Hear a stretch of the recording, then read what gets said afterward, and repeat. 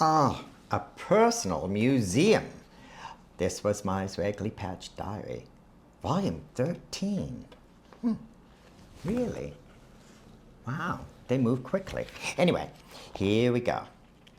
The introduction, I don't know, I should have looked before I began. Where was the introduction?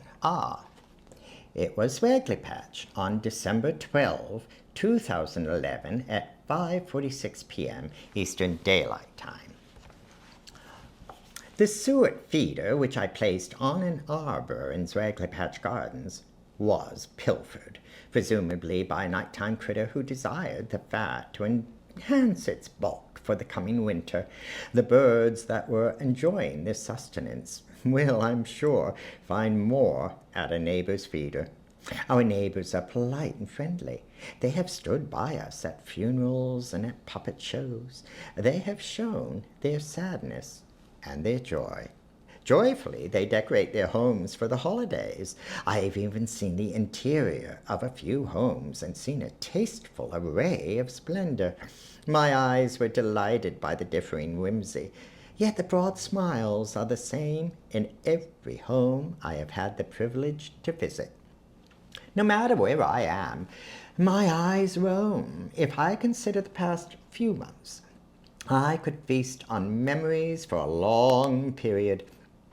My eyes have seen an array that most people I know have not seen in a lifetime. These most recent months are only the tip of a huge iceberg upon which I float. Fortunately, I'm floating and am not at all afraid of slipping. I've learned a skill that helps me cope with what life lays down in front of me, a skill that I assume I have, for I am a survivor. I organize what I see into various exhibits that my mind can visit whenever I have to nurture my being, a being which is interrupted on a regular basis. When I experience, I treat as a museum, with a reverence taught by elders. I enjoy roaming through life's displays, many of which are created with a personal touch.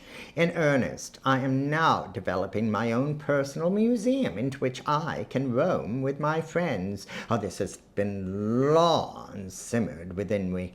The final impetus was finality itself. Objects I have acquired are akin to suet.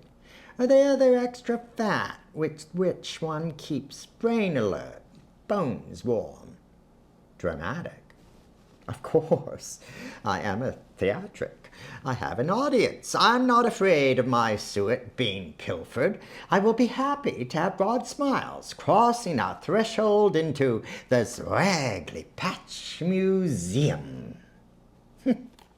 I don't know what I'm doing. Renee's trying to tell me to do something behind the camera, and I have no idea what he means. Read the back cover. Read the back cover. Oh. Lucy Museum, Jamestown, New York. Puerto Rico Museum of Art in San Juan, Puerto Rico. Smithsonian Museum of American Indian, New York. Turquoise Museum in Albuquerque. The Jagger Museum in Hawaii. Museum of the Mound in Edinburgh, Scotland. Metropolitan Museum of Art, New York City. Bahamas Historical Society Museum. The Masca Museum in Ponce, Puerto Rico. Whitney Museum, New York. The Museum of Art in Ponce, Puerto Rico. Koala Museum in Hawaii. Pompeii Museum in Nassau, Bahamas. Kona Historical Society Museum in Kona, Hawaii, Museum of Chada in Merida, Mexico, the International Wax Museum in Dublin, Museum of Americas in Old San Juan, Armand Hammer Museum in Los Angeles, Museum of Natural History in New York, the something in Milan, Page Museum in Los Angeles, UNH Museum in Durham, New Hampshire, and the Jet Museum Pu'uene, Hawaii, the Museum of the something in New York. It was cut off. The Carol and Barry Kay Museum of Miniatures, the Lichtental Museum in Switzerland. Oh my goodness, the Brandywine River Museum, Pennsylvania, Museum of Archaeology in Malta, Millicent Rogers Museum, Taos, the Traditional Museum of Fine Arts in Valletta, Malta, and it goes on, and we really did see all those museums. I guess we have.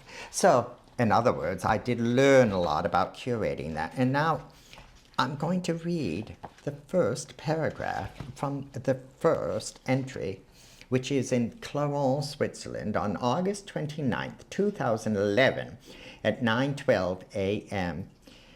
Thank goodness it's a short paragraph. And Grandson, Renee and I wandered around the many rooms and stairways and walkways of the chateau built in 1281, although a tower was built in 1050. This castle is considered to be one of the best in Switzerland